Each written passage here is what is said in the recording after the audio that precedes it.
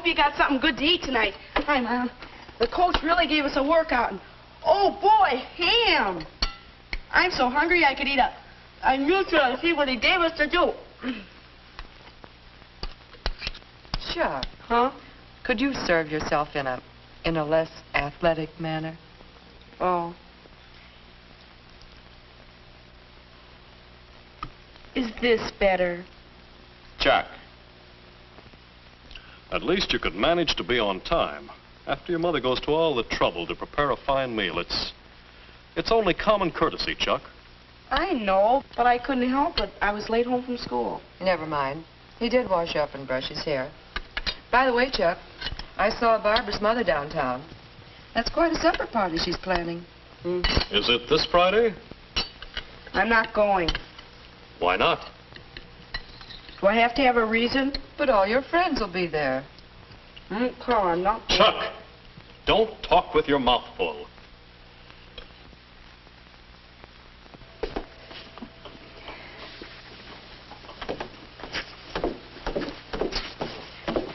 Good night, Chuck. Good night. Have a good time. Thank you, Chuck. Night, Good night. Dad.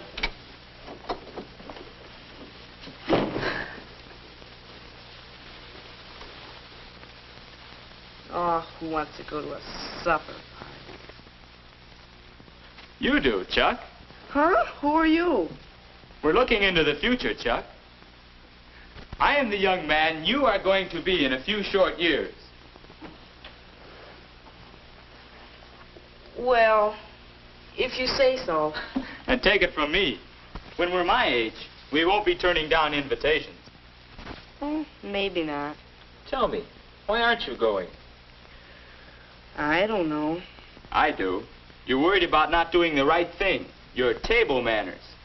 Now you're talking like Mom and Dad. Look, you may not care much about table manners now, but when you grow up to be me, then you'll care. But why? Why does it matter? For several reasons. Look, maybe I can show you. Let's imagine the family at dinner with nobody minding his manners. Not very pretty, is it? Each person busy feeding his face, showing no consideration for the others. People become irritated, angry. No one can enjoy a meal like this. No. Mealtime is a time for pleasure and relaxation. It's the best opportunity the family has to talk together, exchange bits of news, make plans. When everybody eats properly, the meal goes better, and everybody has more fun. What's more, when we relax and enjoy ourselves, we digest our food better. And ask your doctor if that isn't important to your health. But there's more. What's that? How long now before you'll be going out to make your own way in the world? Not very long, I guess. And whatever you do, wherever you go, you'll want to put your best foot forward. Here, let's try another trick. Let's change that to a table in a restaurant. You're taking a girl out to dinner. To make a good impression, you must know what to do. Who seats the girl? When you sit? How to order your meal? Of course, the girl wants to know these things too, in order to show herself at her best. Then you must know how to eat your meal.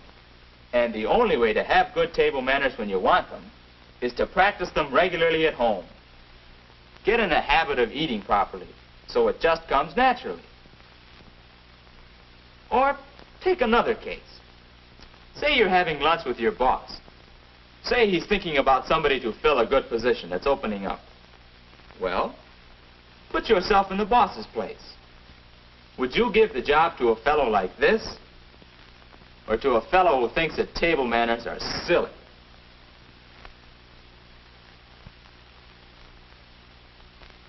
You see what I mean about putting your best foot forward?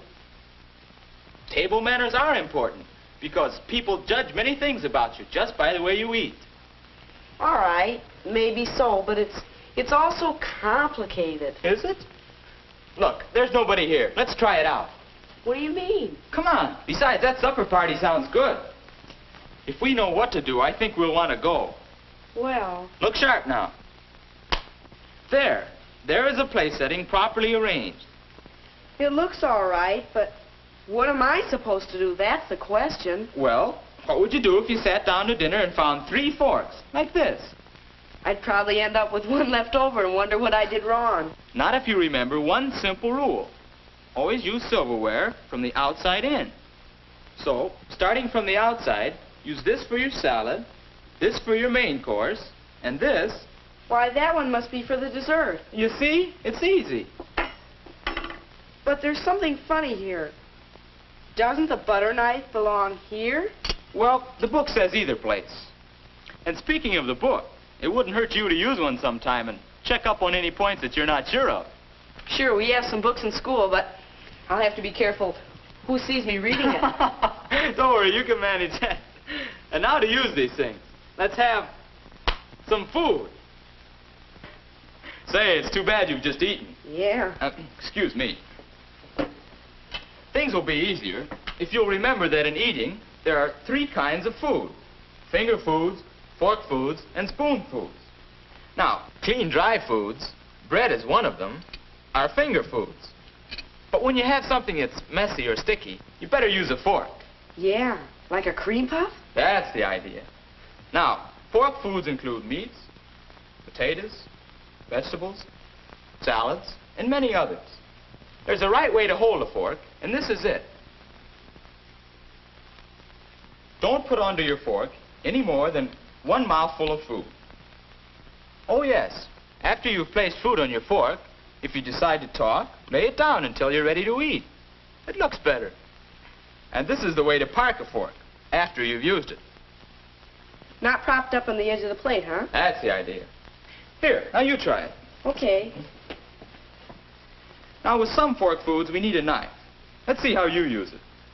The folks say I do it wrong. Hey, that's not only the wrong way, it's the hard way. Here, try this. Put the ends of both the handles in the palms of your hands, like that.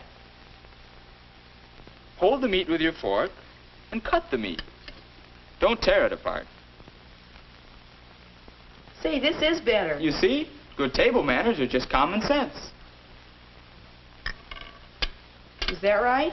Yes, that's the way most people in America handle their knife and fork. We don't have to worry with the European method. But now, after you've finished eating, I have. you place your knife and fork this way to show that you have finished. But what about spoon foods? Oh, yes. All right. How do you manage soup? Hi, you don't fool me on this one. You never tip the bowl, and you dip the soup away from you. Not too much in the spoon, and you eat from the side of the spoon. Precisely. And now, would you care for some turnips? Oh, the turnips. You know I can't bear... no thank you. That's the idea, Chuck. Courtesy, consideration for others, common sense. That's what table manners are. You mean that's all there is to table manners, just what we've talked about? Oh, no. But you already know a great deal. And you can learn still more by watching Mother and Dad and other people who have good manners. But the main thing is... The main thing is to practice at home so that table manners will come naturally and I won't have to think about them when I'm out. You can't miss. Oh, let's do the dishes. Mother should see that. Well, Chuck, are we going to that party? Sure we are. We are? That's right, Chuck. We are going to the party. You can't see me any longer, but remember, I'm the fellow you're going to be. So I'm interested in seeing that you always make a good impression. This really isn't hard, is it? You know what to do. That's right. Ladies first into the dining room. And now what? Right again. Find your place and remain standing. Were you in science when the white mice got loose? Oh, I remember that. You see, Chuck, it's easy to do the right thing if you remember courtesy, consideration of others, and common sense. You didn't have to get up Oh, from the table. goodness, they were about this small, but Oh, it was good. And also remember, you're here not to see how much or how fast you can eat, but to have a good time. Yeah. Well, our boy is doing all right. Don't you think so? Don't you think you can do the same?